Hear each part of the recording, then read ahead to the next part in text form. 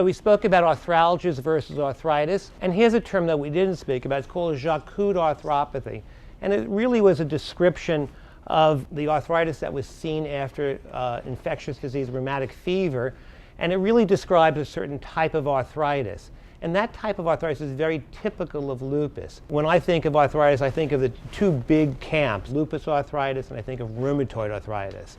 And rheumatoid arthritis is a destructive arthropathy where the cartilage is destroyed and you have bone destruction. A Charcot arthropathy, and I have a picture of it, really is an arthropathy that we say is reducible. So if you've ever seen somebody's hand who has a rheumatoid, it could look very deformed.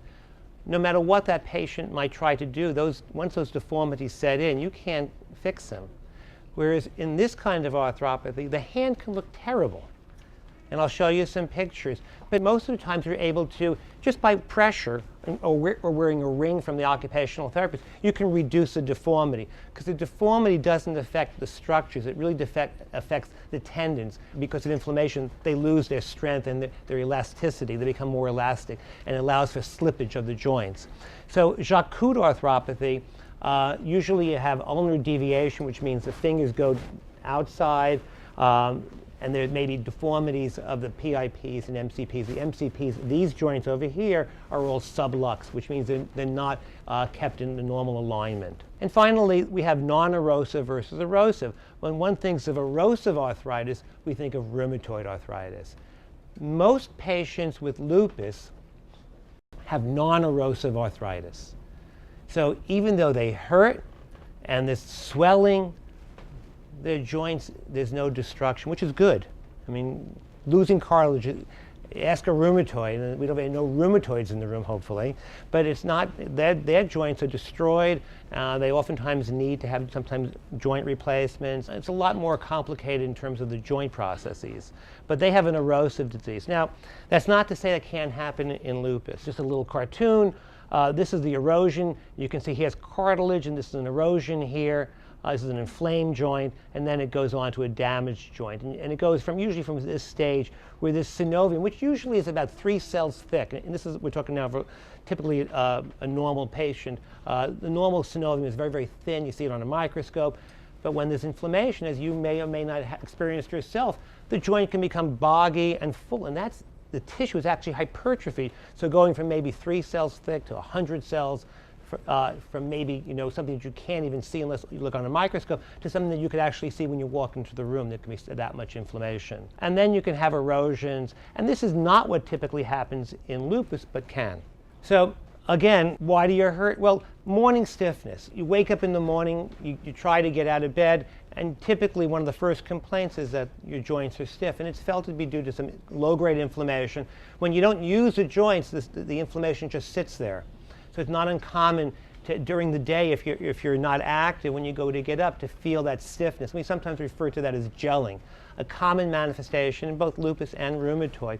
But typically, it's much worse in rheumatoid, that swelling, because the inflammation is much more severe. The pain is usually greater than the findings, and that is sometimes very frustrating, because you're speaking about pain, and the doctor doesn't see anything.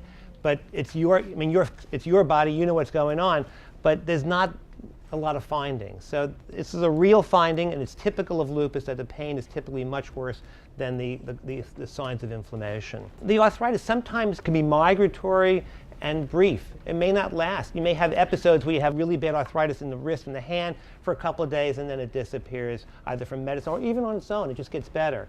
In some patients it doesn't, but in many patients you may have this sort of transient arthritis that comes and goes. And then a lot of times that's the reason that drives patients to the doctor in the first place. Again, arthritis being a very common initial manifestation. They have these findings, a lot of arthritis, they're good one day, they're bad the next day, it comes for a week, it goes for a week. Migratory, meaning that it doesn't just sit in one place. Typically with rheumatoid, when a joint's involved, it stays involved. But lupus is a little different, and it may move from joint to joint. Again, usually the hands, but it can involve knees, ankles, foot, all the joints can really be involved. And again, it can be symmetrical. So sometimes very early on in the disease, it can be very difficult to tell the difference between rheumatoid and lupus. And many of you may have had that confusion where the doctors didn't know what was going on. This is Jacques Coud. We spoke about this. Just to reiterate, hypermobile joints with reducible deformities, inflammation of tissue, that's the tendons around the joints, and typically not erosive. And the prevalence is estimates of about 3 to 5% in the US population. This is just the Jacques Coud, and you could see that the deformities here, that they're all, the fingers are all, this is called ulnar deviation because this is the ulnar bone, so it moves to the ulnar side away from the thumb. And all these joints are just twisted over, okay? And you can see these deformities here. These are called swan neck deformities, okay? And then this is why you have the swan neck. And the tendon actually is loose, and therefore this joint basically slips through. This is a boutonniere, which is the opposite. And instead of slipping through, it hyperextends. Again, the tendon is no longer, you may have rupture of the profundus tendon over there. They look bad, but these are reducible. So if I went to that patient, typically I could actually just, by pressing down, can reduce it. And that's one of the signs that this is not rheumatoid. And there are rings that can be made by the occupational therapist that can actually reduce it so that the hands are correct. I spoke to you about erosive and non-erosive disease, and it really depends on how you define erosions. In the old days, all we had was x-rays, and you have to lose a lot of bone to show up an erosion. Nowadays, with ultrasound and MRI, we can really pick up erosions very, very early in the course of the illness. That's true of rheumatoid. It's also true of lupus. Erosions are less common. You can see a wide range here, from 15 to 50%, and it really depends on what the study used to define an erosion. These are more sensitive, so you're going to see numbers closer to here, and these are less sensitive, so you're going to see numbers down to here. There are patients that have erosive disease. They have a rheumatoid factor and sometimes an antibody called CCP. And these are very common antibodies in rheumatoid. There's sometimes an overlap, and it sometimes goes by the term rupus. They don't have to have that to have erosions. You can see erosions without it. But if you do have these findings, and it's wise to check that in patients who have a lot of arthritis, you can have a more aggressive disease. And it may make, and it has implications on how you may treat the patient. You may start to treat them more like a rheumatoid. Okay, to use more aggressive rheumatoid medicines than simply maybe some, hydroxychloroquine and low-dose prednisone. Also, we really should talk about osteonecrosis. Somebody in this room may actually have osteonecrosis or avascular necrosis of the hip. It's seen not uncommonly in lupus patients, and there's certain risk factors for that. It typically presents with pain in the groin, because hip pain typically will present with groin pain, occasionally knee pain, and sometimes buttock pain. But pain that occurs at night or when you're not bearing weight is pain that really needs to be looked into. It can occur initially when you're bearing weight, because that's the time when you put a lot of stress on it. But if you have pain in the groin or in the hip, when you're not bearing weight, that's a real, like a red flag that something needs to be investigated. It could be coming from the hip. If you're a lupus patient, it could be avascular necrosis. The other thing that you have to always worry about is obviously the spine and disc disease and other areas that can cause problems that are referred to that area. But with a lupus patient who's been on steroids, or even without steroids, patients can develop avascular necrosis. The risk depends, again, on exam technique, and this depends, again, on older x-rays versus MRIs. MRIs are really the way to make the diagnosis. So if somebody has hip pain, and they do an x-ray and it's normal and they have lupus, they really should get the MRI. And most rheumatologists will do that sort of as a standard approach, because we're very, very concerned about avascular necrosis. MRI is most sensitive. Hip is the most common joint. There are different stages to the disease. So the most initial stage we call stage 1, and that's where everything is normal except the MRI. So you do the x-ray, and if you don't see anything, and they have lupus and they have been on prednisone, you probably should get an MRI, because you want to try and catch it early. It doesn't always progress. It depends on what stage it is. And if it's not seen on the x-ray, you're probably in what's called stage 1, which is a stage that may or may not progress. Depends on how much of the joint's involved. Lupus patients are at risk just by having lupus. Steroids do put patients at risk. One of the things that one could look for patients at risk are patients who become Cushingoid on steroids. You've heard that term, Cushingoid. So Cushingoid is when patients, they get that puffy face from the steroids. You know what I'm talking about now. That big, yeah. Patients who become Cushingoid are more prone to, or more at risk for having avascular necrosis. Patients, sometimes the height of the dose, the highest doses that were used early on may increase risk. It's not clear, and the actual risks of this are different in the sense that patients who get bolus Medrol, if you've had kidney problems and you've gotten Solu-Medrol boluses, that doesn't seem to be as big a risk as maybe a chronic high dose. Doses less than 20 milligrams for long periods of time are probably not that significant increase of the risk. So the cumulative dose might be the same after 2 years, whether you got, if you took 10 milligrams a day for 2 years versus 100 milligrams a day for 7 months, and then we're off of it. The cumulative dose may work out to the same, but the patient who had the higher doses early on may be at higher risk. And steroids, as are good and bad. It's one of these things, risk and benefit. Nothing in life comes without risks and benefits. So sometimes you need the steroids because it's saving your kidney. So it's one of these things we have to live with. We try and reduce steroids to the least possible dose. So osteonecrosis is one of the things that can cause pain, not only in the hip, but in the knee and sometimes the shoulder. This is an MRI, and you could see this little line. And it's really an area of basically a fracture. There's a little edema here, and that's what we would look for. It's oftentimes bilateral. So one side may be symptomatic, and the other side may not. So it's always important to get an MRI of both hips. Tendinitis.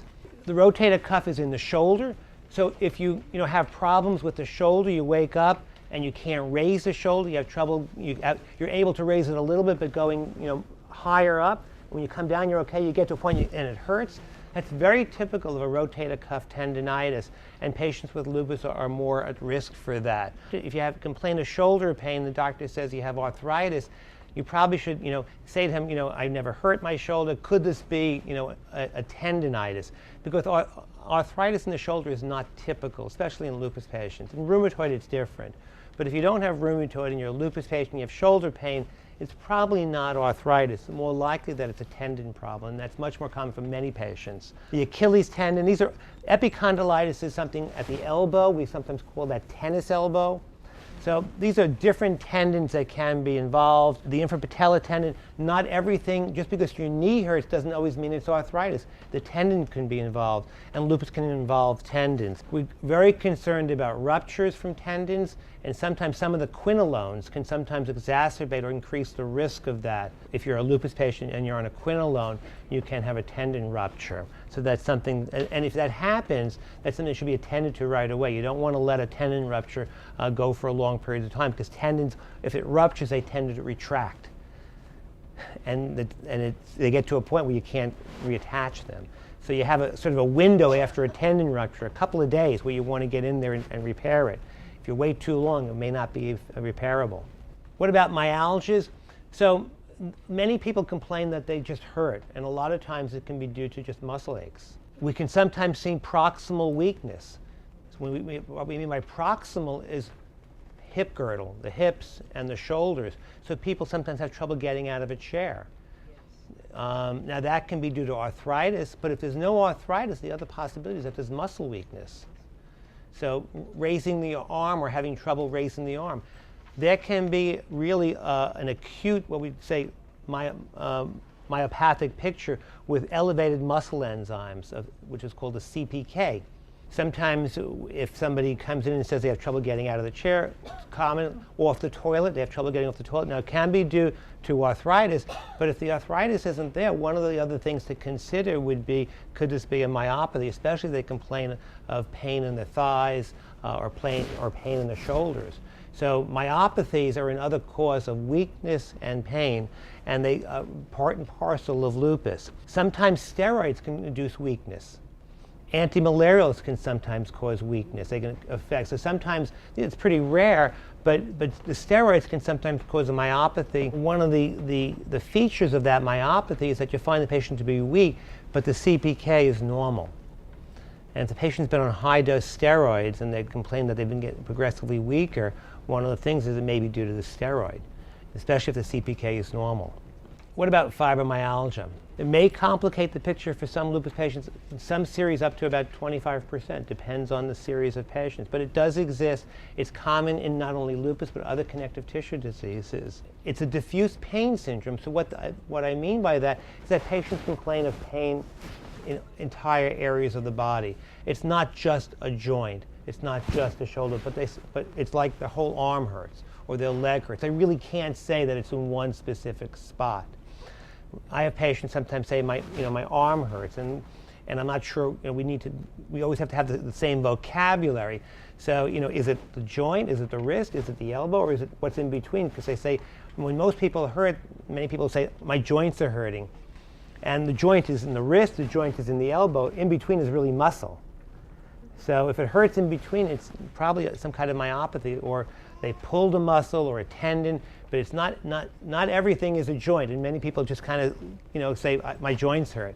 But it's really helpful when you think about what hurts, to make yourself a better patient. It's good to think about clearly, what's hurting, and to understand a little bit of the vocabulary. So when you speak to the physician and the doctor speaks to you, you're on the same ballpark, the same playing field. You speak in the same language. Because I have, when we go through that, everything hurts. Well, where exactly? Because it's very helpful, because different things hurting mean different pathology, mean different answers to the question. Fibromyalgia is a diffuse pain syndrome.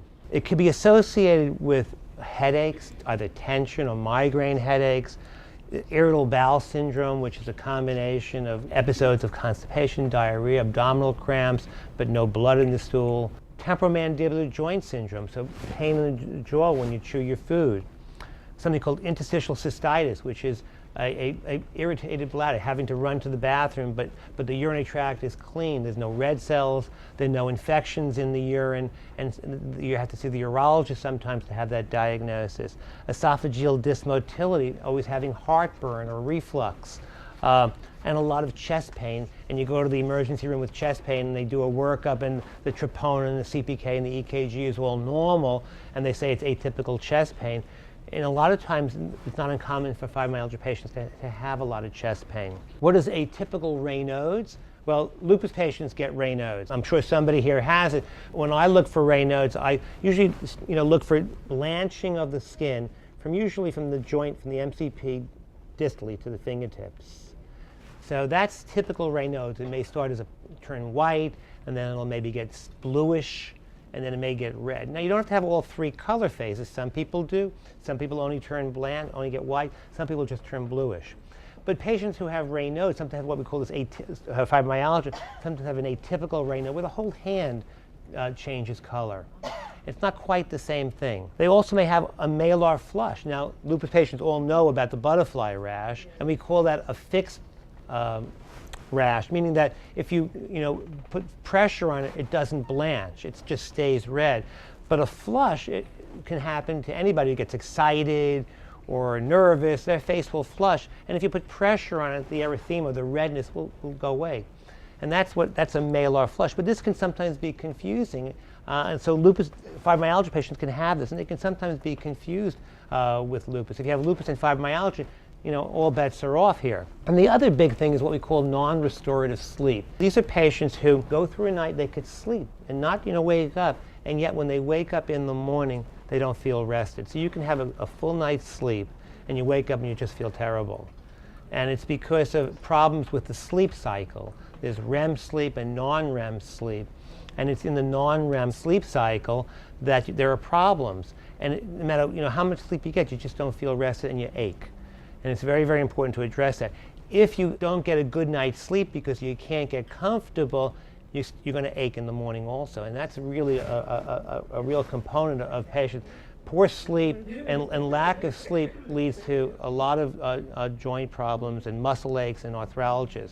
So getting a good night's sleep is very, very important, and rest. These are what are called the tender points, but some estimates are, maybe half patients who have fibromyalgia may not even have these tender points. So it's a disease that there's no blood test for it. Some people don't even believe it exists. This has been the best thing that the American College of Rheumatology has come up with. They're called tender points.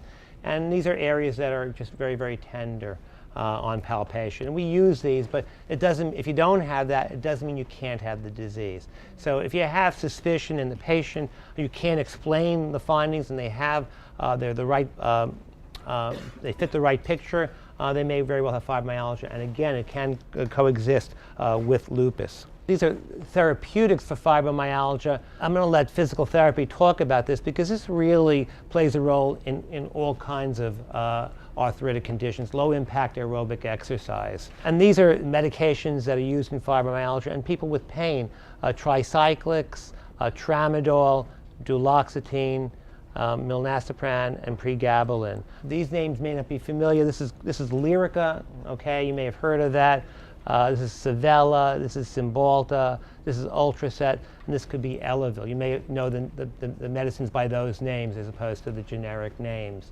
And many of you may have been on that either for fibromyalgia or for other reasons, because a lot of times we use these medications interchangeably with patients who have pain that's not easy to control.